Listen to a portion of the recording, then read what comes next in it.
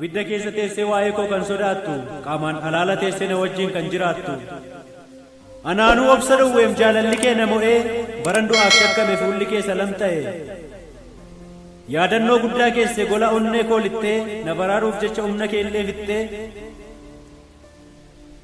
Dubbii lagadha jedhee afaan qabadhee taa'ee, wanta keessa koo jiru hunda qadaadee kaa'ee. Humna kee guddisa koof dhume utuu yaadee tilmaamuu, sagalee kee baricha bara sanaa mararfatee na waamu. Anoo salphadheeti maaf na laaltu yaa firaa, utuun callisee taa'uun mucaa koo dhabuuf jiraa.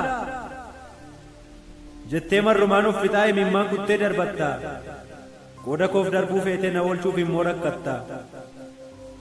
Bakka kee anaa buusu anaanaa nyaatu duutii, ati waan tokko taanaan anis si biraa na fuuti.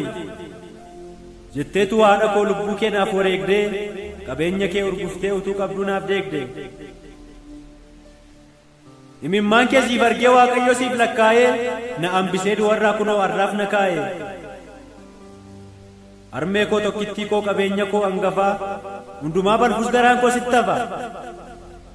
Jaawwartuu koo joortuu koo, beeloftuu koo soortuu koo, xiiqoftuu koo abdii koo, gorsituu koo wabii koo. Ati waan hunda kooti qabeenya koo gararraa, situ humna naaf ta'eem jabeenya koo lafarraa. Biiftuu koo miidhagduu koo amilee koo gaafa sanaa, si malee eenyu qabaree dhimma koof laphee banaa. Yoo yakkaaf shakkame firri firooma dhiisee alagooma himata, akka kee naaf quuqamee rakkoo walakkaa ciisee eenyutu naaf qabata.